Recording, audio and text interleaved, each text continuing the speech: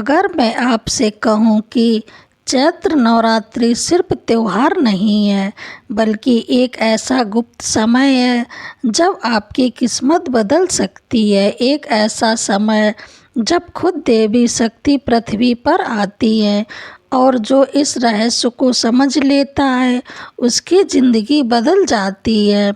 लेकिन इस रहस्य को छुपाया गया क्योंकि इसमें वो सच्चाई है जिसे जानकर आपका सोचने का तरीका बदल जाएगा। आज की इस कथा में आप जानेंगे चैत्र नवरात्रि क्यों मनाई जाती है, 9 दिन का असली मतलब क्या है और वो कौन सा रहस्य है जिससे आपकी हर समस्या खत्म हो सकती है। लेकिन ध्यान से सुनिए क्योंकि इस कथा का एक हिस्सा आपकी ज़िंदगी से जुड़ा हुआ है। सृष्टि की शुरुआत का समय था जब चारों ओर सिर्फ शून्य था, ना दिन था, ना रात, ना जीवन, ना मृत्यु। तब सृष्टि के रचयिता ब्रह्मा ने सृष्टि बनाने का प्रयास किया। उन्होंने पर्वत बनाए, नदियाँ बनाई, पेड़ पौधे बनाए, लेकिन उनमें जीवन नहीं था, सब कुछ निर्जीव था। तब ब्रह्मा जी ने अपनी आंखें बंद की और गहन तपस्या में लीन हो गए।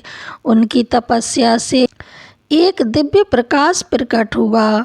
वह प्रकाश इतना तेज था कि पूरा ब्रह्मांड उसमें डूब गया और उसी प्रकाश से प्रकट हुई दुर्गा माँ।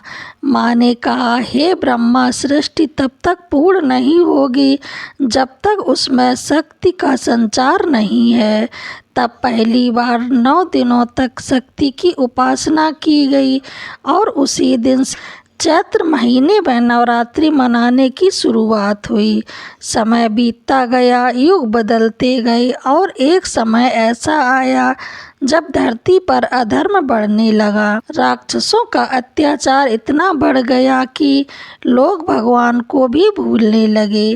तभी एक राक्षस ने जन्म लिया, महिषासुर। वह बहुत शक्तिशाली था लेकिन उसकी महत्वाकांक्षा उससे भी बड़ी थी। उसने कठोर तपस्या की और ब्रह्मा जी को प्रसन्न कर लिया।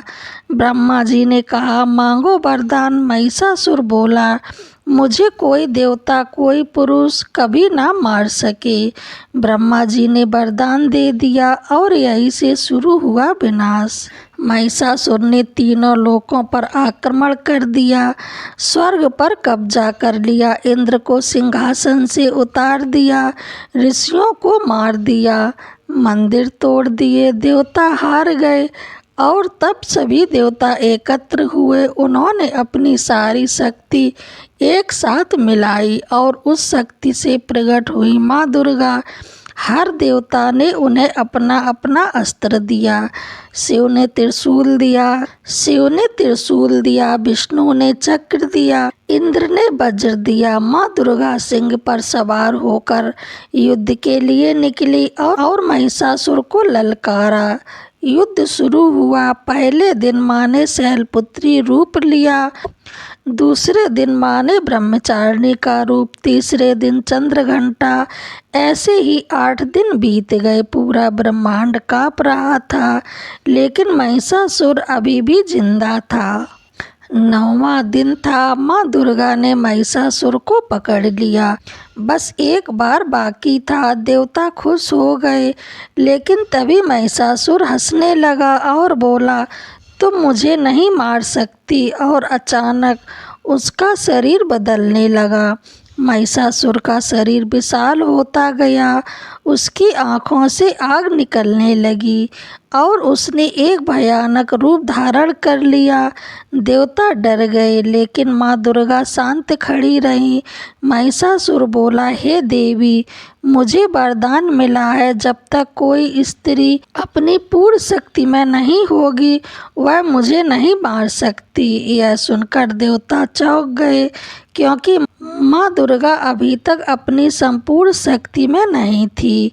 माँ ने अपनी आंखें बंद की और ध्यान में लीन हो गईं। पूरा युद्ध रुक गया। महिषासुर हंसने लगा और उसने हमला कर दिया। धरती हिलने लगी लेकिन तभी माँ के भीतर से एक भयानक शक्ति प्रकट हुई। माँ काली, उनका रूप इतना भयानक था, उन्होंने राक्षसों का संहार शुरू कर दिया, लेकिन महिषासुर अभी भी जीवित था। माँ दुर्गा ने अपनी आंखें खोली। अब वे पहले जैसी नहीं थी, उनके भीतर संपूर्ण शक्ति जाग चुकी थी। माँ ने त्रिशूल उठाया और पूरी शक्ति से वार किया। महिषासुर गिर पड़ा, लेकिन कुछ ही क्षण बाद वह फिर से उठ खड़ा हो गया।